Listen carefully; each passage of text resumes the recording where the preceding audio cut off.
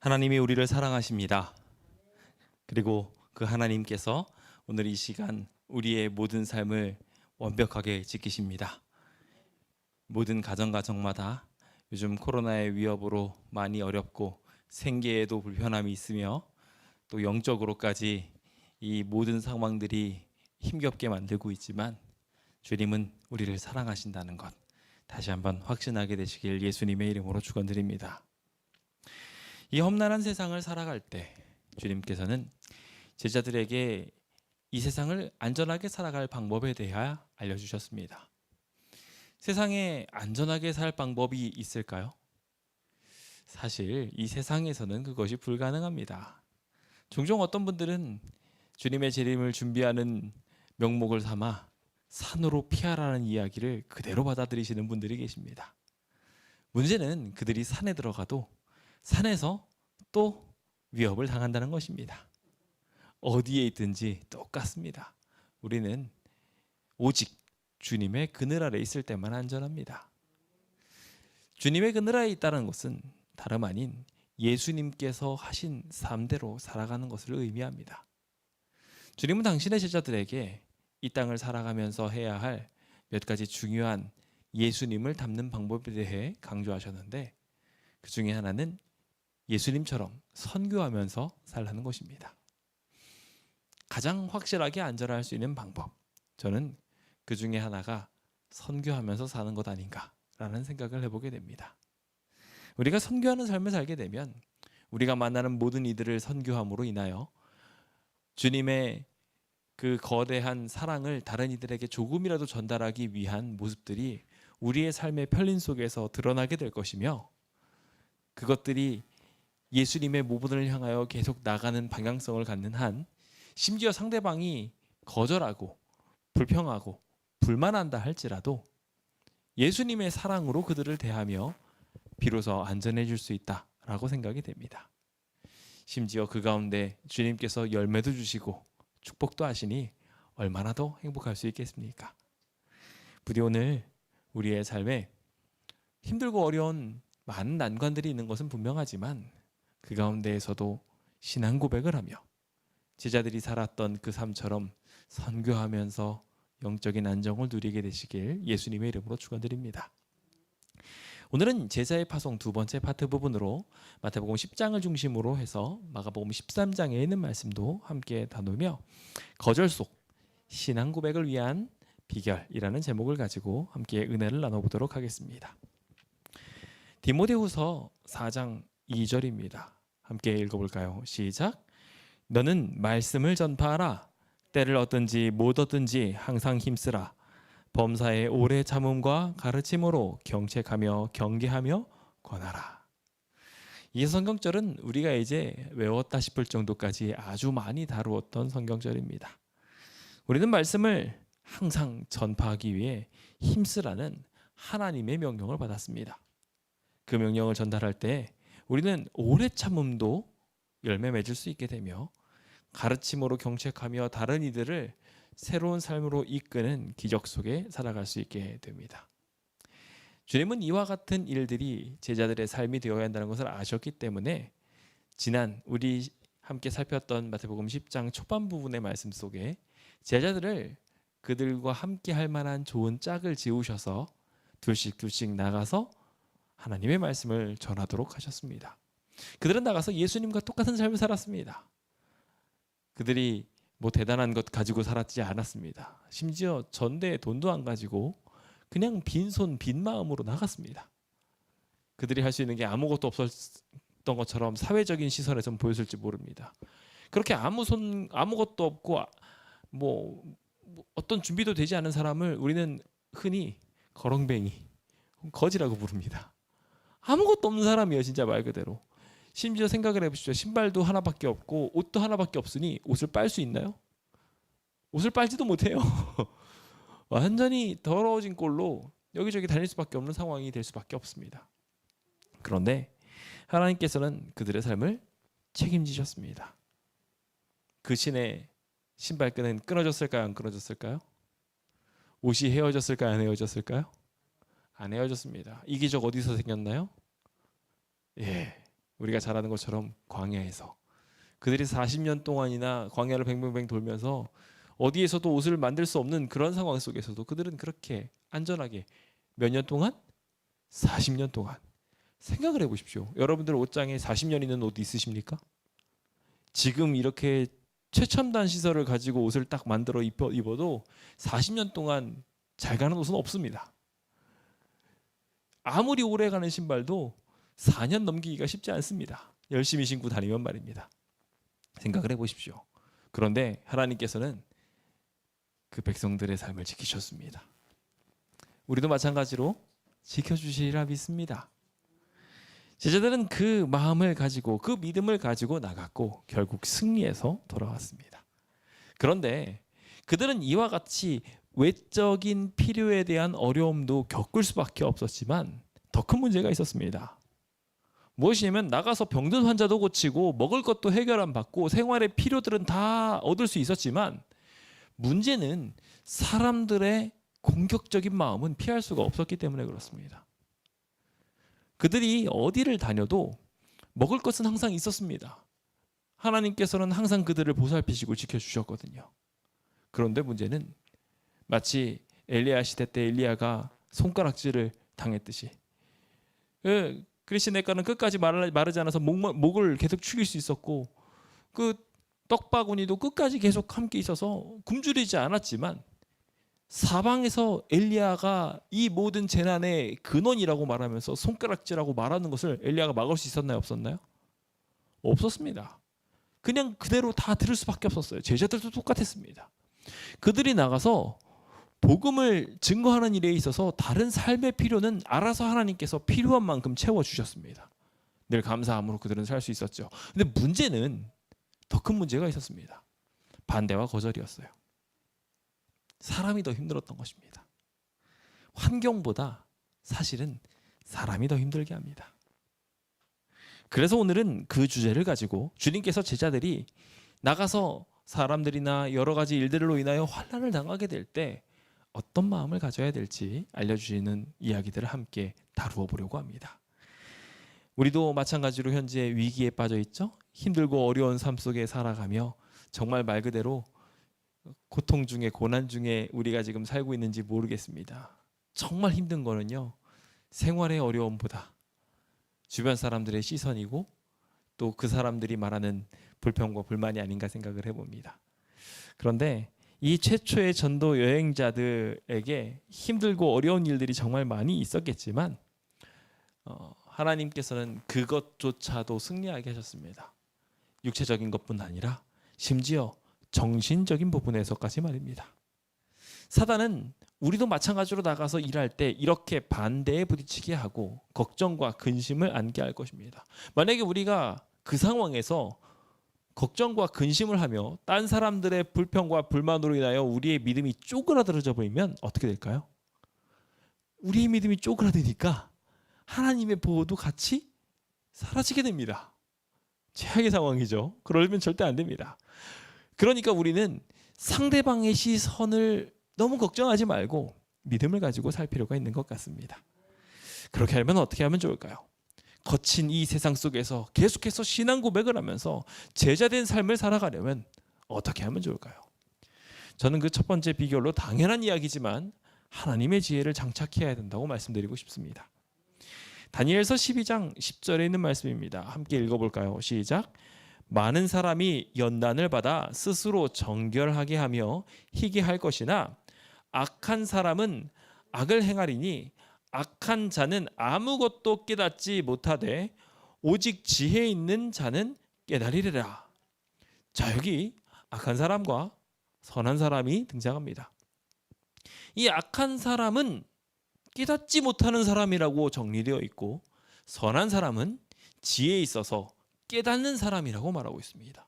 즉 하나님의 말씀을 깨닫는 사람들은 시련의 시기를 똑같이 맞이하지만 악한 사람이 불평하고 불만하고 좌절하고 실망할 때 그들은 도리어 깨달음을 얻어서 연단을 받게 되고요, 스스로 정결해지는 계기가 되어 자신의 몸을 영적인 모든 모습들을 희게 만들 것이라고 분명하게 말하고 있습니다. 자, 우리는 현재 코로나 사태로 인하여 또 재개발 사태로 인하여 시련을 겪고 있습니다. 우리는 이 똑같은 시련 속에서 하나님의 지혜를 보고 있으십니까? 그렇지 않으십니까? 하나님의 지혜를 보는 사람들은 지금 이 수간 속에서도 하나님께서 이 어려움들을 통해 우리에게 어떤 깨달음을 주고자 하신다는 것을 발견하는 사람들입니다. 주님의 말씀을 자꾸 관심 가지고 붙잡고 살아가다 보니 주님의 지혜로 인해서 지금 이 시련이 장차 우리에게 유익이 된다는 것을 알게 된다는 것입니다. 부디 그 기적이 오늘 우리의 삶에 있게 되기를 예수님의 이름으로 축원드립니다. 주님께서는 그래서 그 마음을 갖게 하기 위해 제자들에게 이와 같이 말씀하십니다. 보라, 내가 너희를 보냄이 양을 이리 가운데 보냄과 같도다. 그러므로 너희는 뱀같이 지혜롭고 비둘기같이 순결하라. 우리가 가져야 될 굉장히 중요한 마음가짐입니다. 우리는 어디를 향해 파견된 사람입니까? 지금 어느 곳으로? 이리들이 있는 곳으로 파견된 양입니다. 일반적으로 그러고 가나요? 자, 내가 가가지고 손가락질 엄청 많이 받을 만한 곳으로 가길 좋아하시는 분 계십니까? 아마 아무도 안 계시리라 생각합니다. 그런데 주님께서 지금 파견하시는 길은요, 장소는 그렇게 손가락질을 당하는 장소라고 말하고 있어요. 상대방들이 도발하고 우리를 괴롭히려고 하게 될 때 우리는 그 장소로 가고 있다고 생각하면 정답입니다. 주변 사람들이 나를 향하여 손가락질하고 핍박하려고 할 때 도리어 그곳에 하나님의 뜻이 있을 수 있다는 것 꼭 기억하셨으면 좋겠습니다. 주님께서는 그곳에 나가서 주변 사람들을 대할 때 아주 중요한 모본을 보여야 한다고 말하며 뱀같이 그리고 비둘기같이 지혜롭고 순결해야 된다고 말합니다. 이것은 무슨 의미인가? 라고 영감의 말씀에서 풀이하는 내용들을 보면 그들이 이리 가운데 양처럼 들어가게 됐을 때 해야 될 행동, 진정 지혜로운 행동에 대하여 정리하고 있습니다. 어떤 이들은 뱀처럼 지혜로우라고 하니까 굳이 여기 뱀이 나왔으니까 사단처럼 때때로는 세상의 악도 배우고 세상의 나쁜 방법도 좀 쓸 줄 알아야 된다라고 해석하시는 이상한 분들이 계십니다. 그럼 될까요? 아닙니다. 잘못된 방법입니다. 하나님께서는요, 이렇게 어려운 상황들에 놓이게 됐을 때 참된 지혜로운 방법을 하나님과 같은 방법으로 말씀하십니다. 세상에 있는 힘든 일이 생겨나게 될 때에도 하나님과 밀접한 교통을 유지해야 된다고 말씀하시면서 사단이 많은 사람들이 좌절하고 무너지고 분노하고 짜증내게 하려고 할 때 도리어 그들은 지혜롭게 행동해서 다른 사람들이 분노를 내고 거절을 하고 우리에게 재난을 말하고 우리의 상황이 이렇게 쪼그라들어서 혼자 있는 것 같이 외로운 상황이 됐을 때 그걸로 인해서 우리의 감정이 격앙되는 것이 아니라 도리어 지혜롭게 순결하게 하나님의 말씀을 믿고 의지하면서 도리어 참고 인내하는 모습을 보여줘야 한다고 말하고 있는 것입니다. 이게 지혜 있는 백성의 모습입니다. 그들은 하나님의 말씀을 믿습니다. 하나님의 방법을 믿습니다. 그러니 기다리고 참습니다. 근데 하나님의 방법을 모르고 하나님의 방법을 믿지 못하는 사람들은 다르게 행동합니다. 양이 이리 가운데 들어간다는 이야기는 어쩌면 이러한 이야기를 포함하고 있는지 모릅니다. 주님께서는 이리 가운데 보낼 때 당신의 제자들을 범같이 만드실 수 있었을까요? 없었을까요? 있으셨어요. 주님께서는 이 이리들을 다 휘젓고 다닐 수 있을 만큼 강력한 힘을 가지고 보낼 수 있으셨어요. 그런데 주님께서는요, 이 이리 가운데 보낼 때 그들을 양처럼 하셔서 보내셨어요. 이게 굉장히 중요한 키워드입니다. 오늘 우리가 나가서 다른 사람들을 만날 때 범처럼 싸워서 이기려고 들면 안 된다는 거예요. 그들이 이리처럼 와서 깔짝깔짝거리고 군집하여서 우리를 몰아붙이려고 할 때 우리가 보여야 되는 모습은 양처럼 목자를 의지해야 된다는 거예요. 양은요, 혼자서 할 수 있는 게 아무것도 없어요. 옆에 있는 양들끼리 똘똘 뭉쳐가지고 딱 붙어 있으면서 서로 뭉쳐 있는 그게 그들의 한계고요. 매거리면서 그들의 목자인 예수 그리스도를 부르는 그 방법밖에 없습니다. 제자들이 가져야 될 방법은 바로 이와 같은 방법이었습니다. 이게 지혜로운 방법이었고 이게 하나님의 방법이었습니다. 오늘 우리가 나아가서 이와 같은 일들을 해야 합니다. 주님께서는 계속해서 말씀하시면서 그래서 사람들을 삼가라고 말하고 있습니다. 우리가 상대방을 대할 때 그들이 화를 내게 하고 짜증내게 하고 때로는 알랑방구를 끼면서 살살 꼬이는 경우도 있습니다. 몰래 와가지고 늑대처럼 덮쳐서 잡아먹으려고 할 때도 있습니다. 그럴 때 우리는 그 미혹을 피해야 합니다. 사람들이 우리를 격앙시켜서 화내게 만들려고 하면 그 화를 똑같이 내고 있으면 여기 양이 이리를 대하는 모습과는 다른 모습입니다. 그냥 이리가 이리한테 말하는 것과 똑같은 거예요. 그걸 굳이 싸워서 이기겠다고 하면은 굳이 하나님께서 바라시지도 않는 범이 되어서 이리를 치고 있는 것입니다. 이런 방법으로는 하나님의 나라가 만들어지지 않으며 이 주님의 왕국이 세워질 수도 없습니다. 주님께서는 그래서 이렇게 시련을 통하여 우리를 무너뜨리려고 하는 세상 사람들한테 가장 지혜롭게 대하는 방법에 대해 말씀하시기를 사람들을 삼가서 대하라는 것입니다. 여기 삼가는 것에 대하여 조금 더 명확하게 영감의 말씀은 이렇게 말합니다. 모르는 사람들을 맹목적으로 신뢰하면 된다 안 된다? 안 된다는 거예요. 그들을 대하여 사귀게 될 때 우리가 아무리 믿음을 강조하고 사랑을 강조한다 할지라도 그들을 대할 때 맹목적인 신뢰를 보여주어서는 안 된다는 것입니다. 어떤 이들은 그러면서 무슨 신앙인이라고 할 수 있어 라고 생각할 수 있는데요. 제가 이번에 참 재미있는 이야기를 들었었습니다. 한 1년 전쯤 들은 얘기였는데요. 제가 여러 곳들을 다니면서 조합장의 이야기들을 이야기하고 또 시청에 말했던 이야기를 말하고 또 정치인들이 말했던 이야기를 하면서 그들이 했던 약속들이 이런데 그 약속들을 안 지킨다라고 이야기하고 있었더니 그 이야기를 들으면서 저한테 조언하시는 분이 딱 이 말씀을 하시더라고요. 왜 사람을 믿고 있냐고요. 사람을 믿는 게 아니라 하나님을 믿어야 되지 않겠냐고 이야기하는 거예요. 제가 그 얘기를 딱 듣는데 제가 충격을 받았던 이유는 다름 아닌 그분이 신앙인이 아니었기 때문에 그렇습니다. 그분은 신앙인이 아닌데 당신 신앙인이면서 하나님을 믿어야지 왜 사람의 말을 믿고 앉아있냐는 거예요. 제가 그 얘기를 딱 듣고 나서 생각한 아주 중요한 것은 사람은 어떠한 순간에도 맹목적으로 믿을 수 없는 존재라는 것을 알게 됩니다. 우리가 아무리 사랑하는 사람이 있다 할지라도 그 사람에게 맹목적인 신뢰와 믿음을 보여주게 된다면 일단은 눈이 가려졌기 때문에 이 사람이 망가질 가능성이 큽니다. 내가 맹목적인 신뢰를 보임으로 인하여 그 사람도 맹목적인 신뢰를 보일 거라고 생각하기에는 이 세상이 너무 악하고 동시에 그 관계를 사단이 틈타서 망가뜨리려고 할 것이기 때문에 그렇습니다. 사람 간의 관계에 있어서 맹목적인 신뢰는 존재하지 않다고 저는 생각합니다. 부부라 할지라도 맹목적인 신뢰를 보일 수 있던가요? 아직까지 보일 수 있는 분들 대단하십니다. 그런데 그러지 않는 경우들이 참 많아요. 당장 우리 집 자동차 키를 딱 넘겨주면서 잘 갔다 와 라고 이야기하는데 어디 긁히지는 않을까 막 걱정하시는 분들도 계실지 몰라요.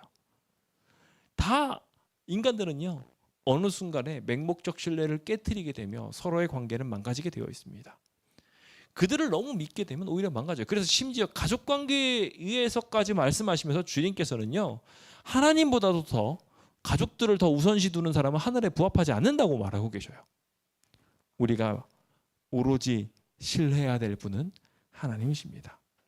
심지어 가족이면 더 삼가서 이들을 진심으로 사랑하고 깊이 신뢰하되 그들이 올바른 길로 갈 수 있도록 만들어주는 일이 필요합니다.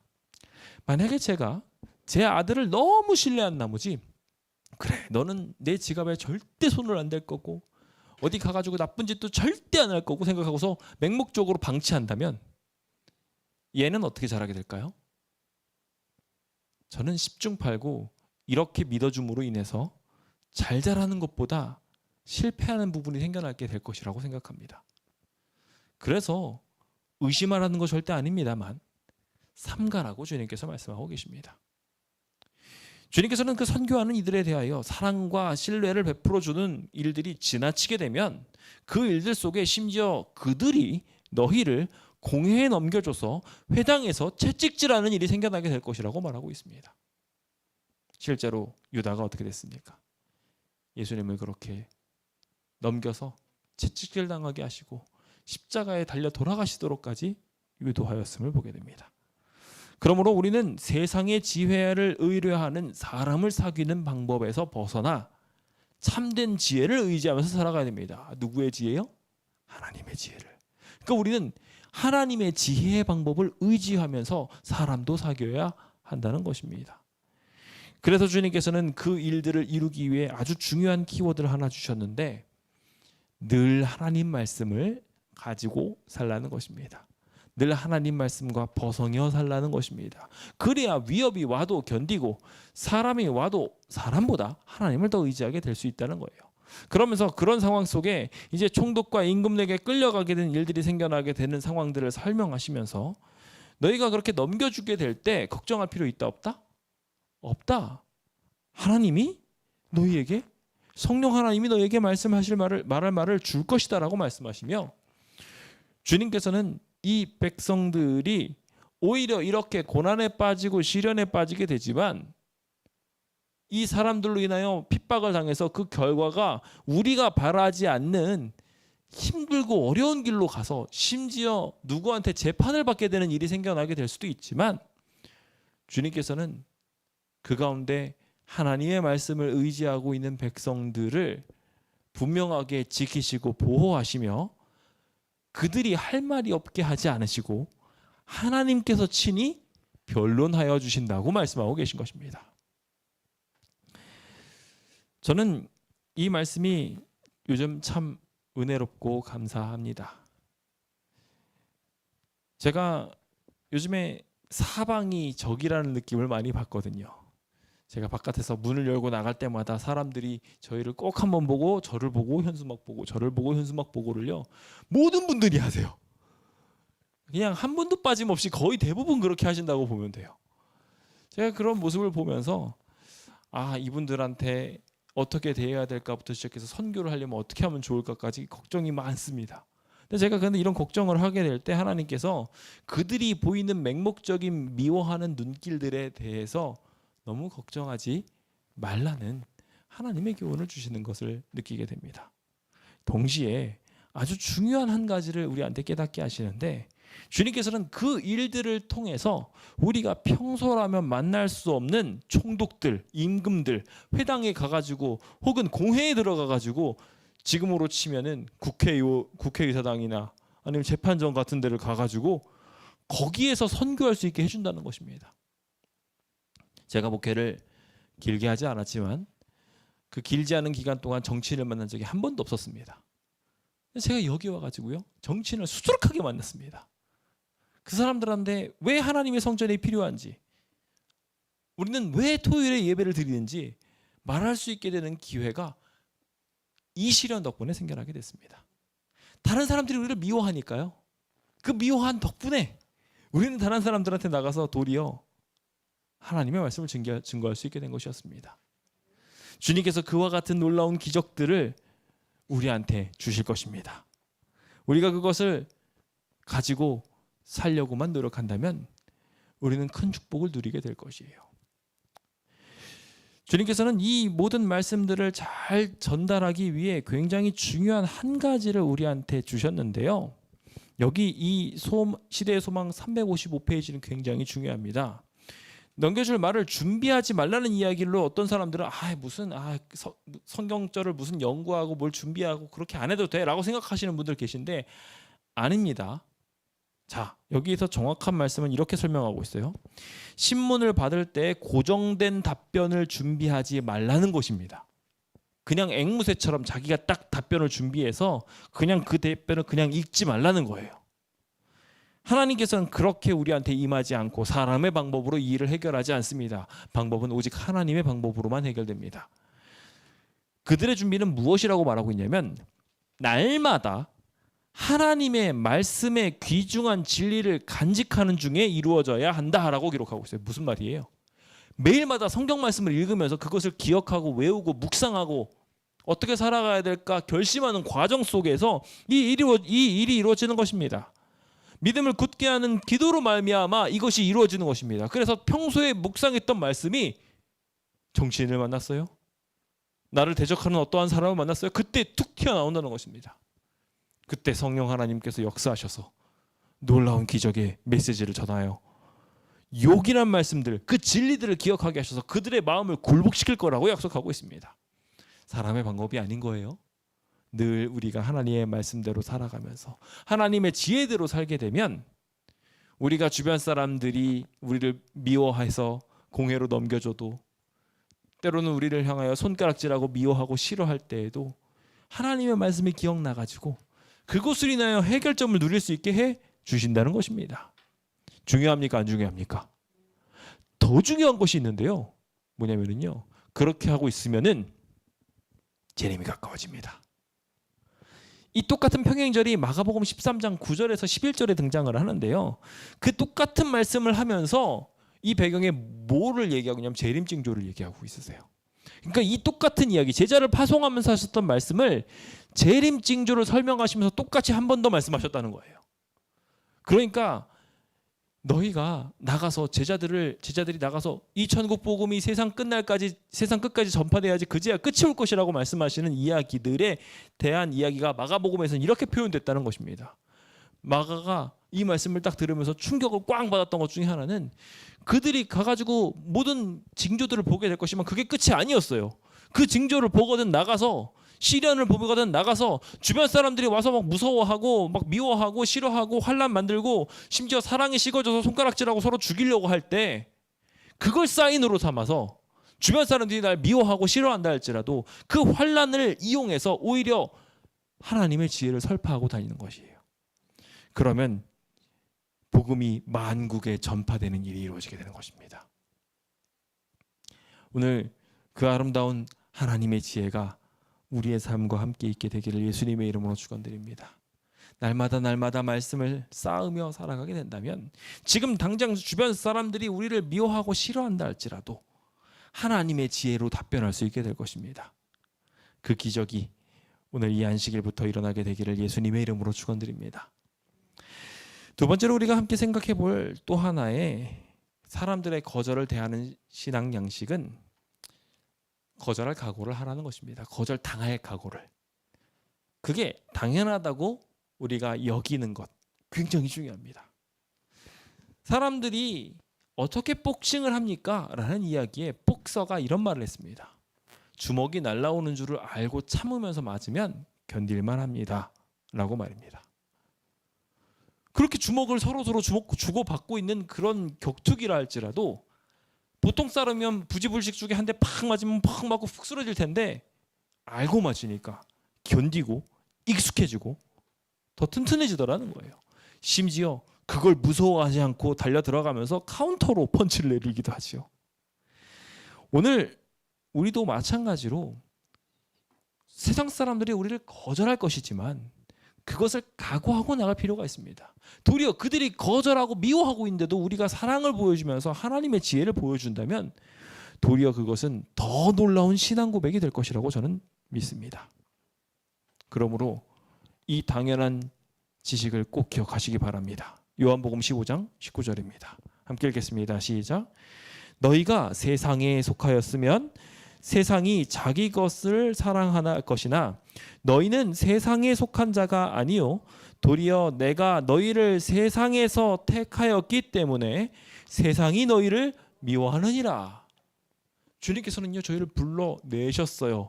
우리 교회는요 불러냄을 받은 사람이에요. 그러니까 세상에 속한 사람이 아니라 거기서 나온 사람들이에요.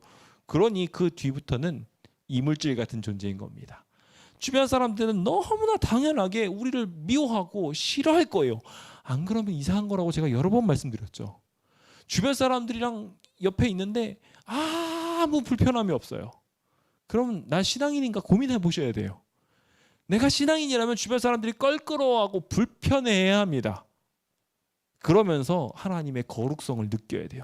여기서 껄끄럽고 불편하다는 것은 내가 까칠하고 그래가지고 막 영적인 것과 관계없는 걸 하면 그거 하면 안 돼 하면서 막 쿠시라기를 하는 그런 게 아니라 내가 너무 순결하고 내가 너무 고결하게 살면요 주변 사람들이 그걸 갖고 부담감을 가져요.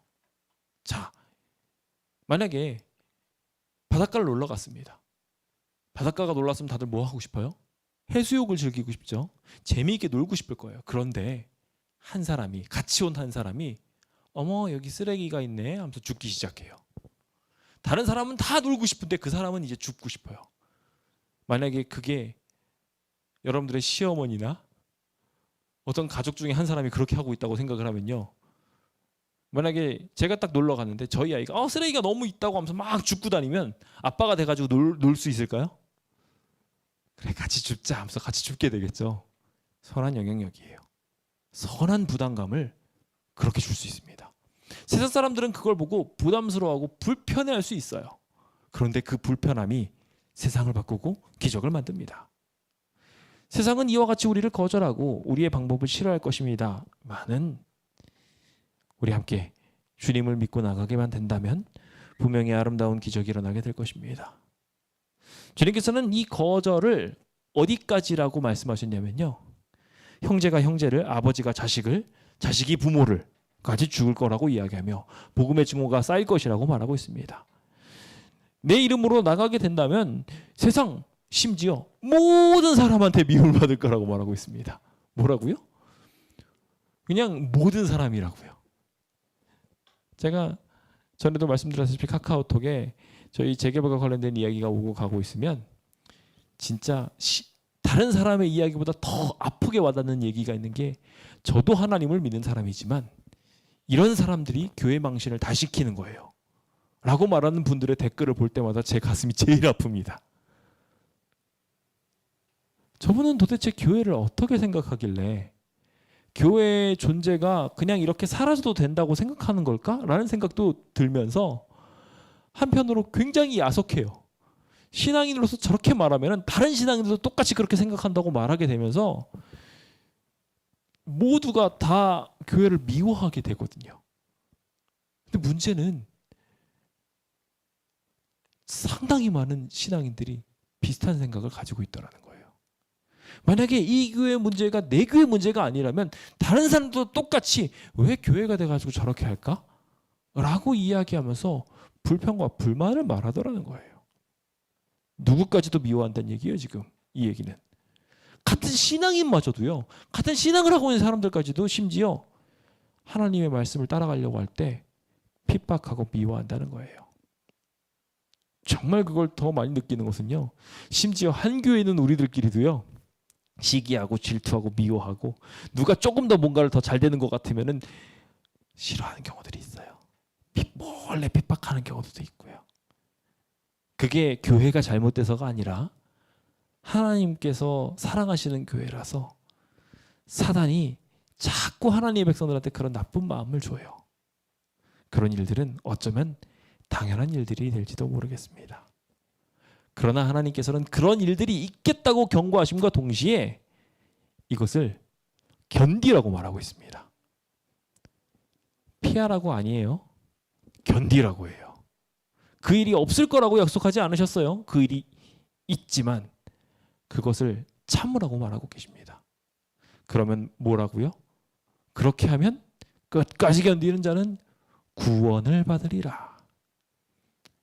이 단어보다 더 중요한 말이 있습니까? 저는 다른 거 다 잃어버려도 구원받으면 최고라고 생각합니다. 그거 하나만 있으면 뭐가 더 걱정이겠습니까? 세상 모두가 우리를 미워한다 할지라도 우리가 구원받는다면 그것만으로도 충분하지 않을까요? 오늘 우리 모두 함께 그렇게 주님의 약속을 의지하게 되었으면 좋겠습니다. 그런데 여기서 이 견딘다라는 거에 대해서 하나님께서 오해하지 않도록 한 가지 말씀을 더 덧붙이셨습니다. 무식하게 견디라고는 안 하셨어요. 어떻게 말씀하셨냐면 23절인데요. 이 동네에서 너희가 박해를 받거든 다른 동네로 가라고 했어요. 여기서 다른 동네로 가라는 얘기는 사명을 더 이상 하지 말라는 얘기인가요? 제가 아까 전에 피하라고 하라고 한 얘기가 아니라고 하셨던 말씀은 이 이야기예요. 이거 오해하시지 말고 들어야 될 게, 제가 말씀드리는 피한다는 것은 주님의 사명을 피한다는 거예요. 전도하는 일을 포기하면 핍박이 안 오죠. 그렇죠? 내가 만약에 다른 사람들이랑 같이 가가지고 술자리에 있어야 될 상황이에요. 거기서 다른 사람과 똑같이 술을 마셔버리면 더 이상 핍박은 없어요. 그런데 이렇게 피하라는 거예요? 아니에요. 다른 자리로 피하라는 거예요. 다른 곳으로 피하라는 거예요. 다른 사명지로 가라는 거예요. 이것은 완전히 다른 얘기입니다.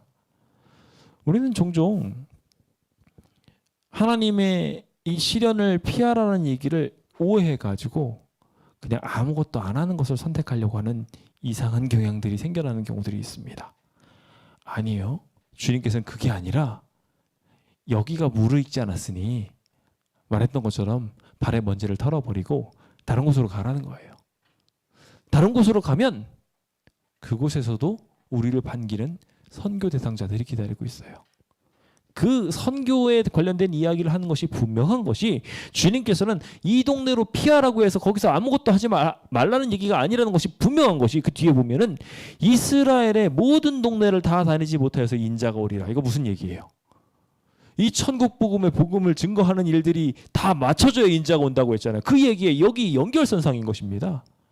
그러니까 박해를 자초하면서 다른 사람들이 계속 나를 괴롭히고 있으면 그거를 무식하게 계속 당하고 있지 마시고, 그 핍박의 대상자를 피해서 다른 사람에게 다가가서 다른 사람에게 사랑을 주세요. 혹 거기에서 또 핍박이 온다 할지라도 그 다음 또 다른 곳으로 가서 또 다른 사람들한테 사랑을 보여주세요. 그게 하나님께서 하라는 핍박을 견디는 방법인 것입니다. 핍박을 견디는 것은 이와 같이 사명을 포기하지 않고 끝까지 붙잡는 것을 말합니다. 우리가 끝까지 이렇게 나가게 된다면 주님의 방법대로 결국 승리하게 될 것입니다. 선생님보다 당연히 우리는 작은 존재입니다. 곧 우리도 똑같이 핍박을 당하게 될 것입니다.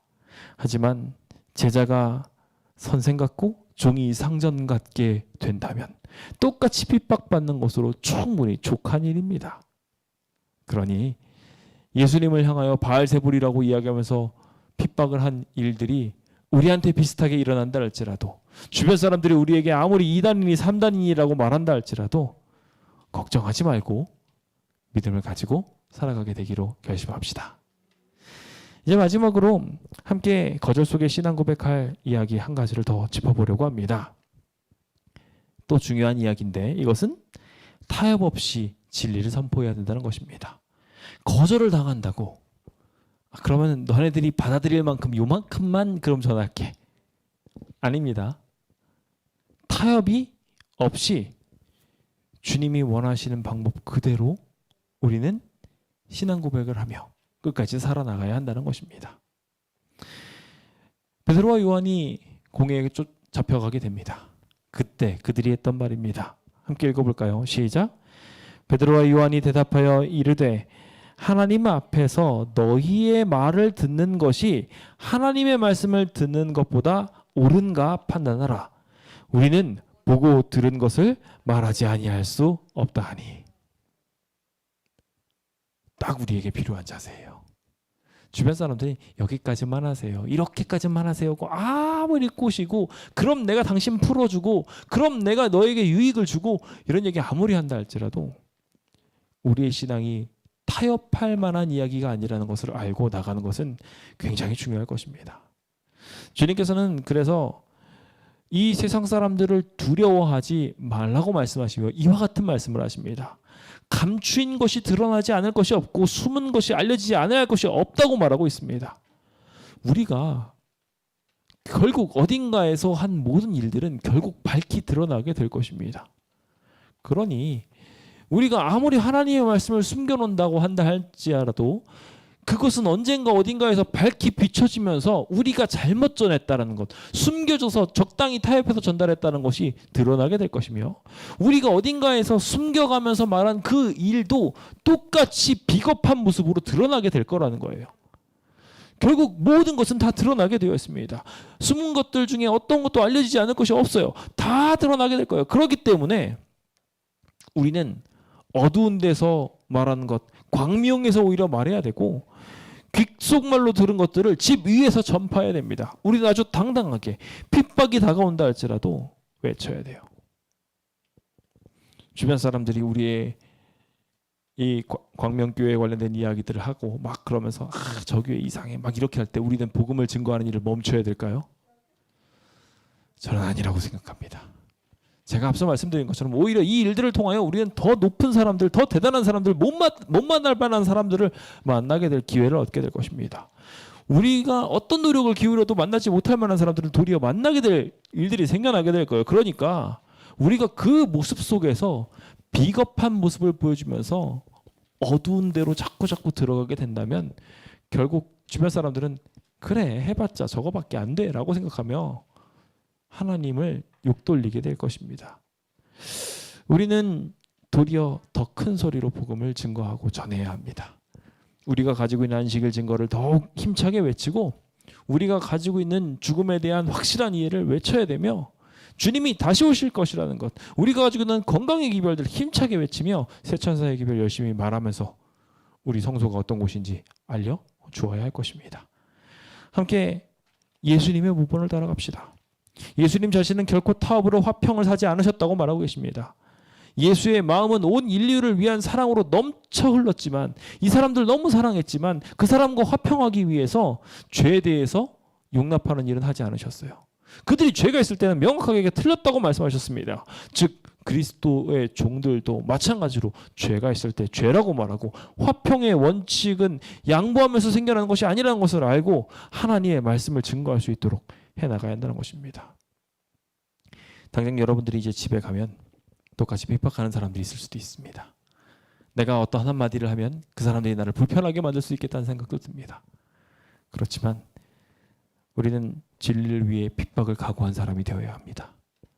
그들에게 바른 말을 전해줘야 돼요. 여기 시대의 소망은 이렇게 말합니다. 어느 누구도 반대를 일으킴 없이 원칙에 충실할 수는 없다. 굉장히 자극적인 말이죠. 반대 없이는 원칙도 없다는 거예요. 누군가가 반대해야 반대를 각오하고 나가야 원칙도 바로 서게 된다는 것입니다.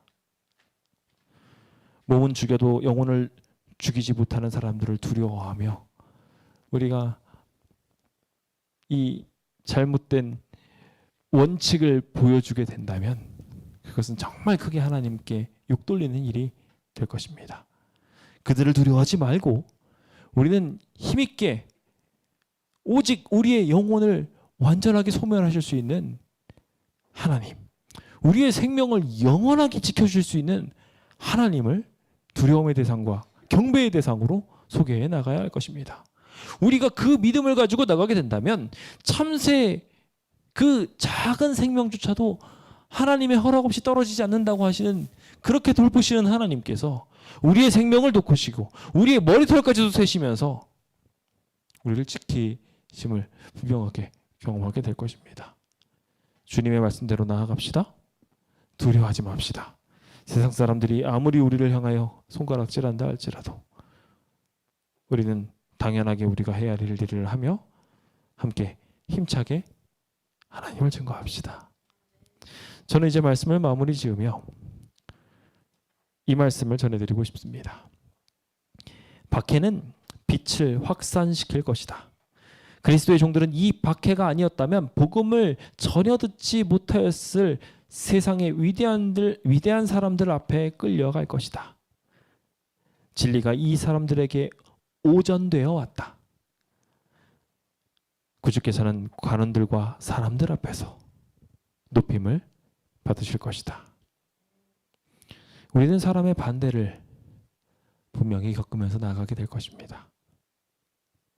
그러나 우리가 그 반대를 딛고 하나님의 말씀을 지혜의 근원으로 삼으며 말씀을 계속 묵상하면서 살게 된다면 우리는 예수님께서 항상 말씀을 통하여 승리하셨듯 우리도 승리하는 삶이 될 것입니다. 그 아름다운 기적은 계속 이어져서 주변 사람들의 마음을 감화시킬 것이고 우리는 반대를 당하여도 도리어 더 연단되어서 튼튼해지는 사람이 될 것이며 이 시련을 통하여 오히려 더 많은 사람들한테 복음을 증거하게 되는 기적의 사람 될 것이라 믿습니다. 부디 그 기적의 메시지들이 우리 안에 가득 채워지게 되어서 시련이 다가오면 다가올수록 도리어 더 많은 사람들한테 복음이 전해지고 그것을 사인으로 주님이 곧 오시겠구나라고 믿으며 기쁨에 웃음 짓게 되는 주의 백성 되시길 간절히 바라면서 오늘 모든 말씀을 마치도록 하겠습니다. 감사합니다.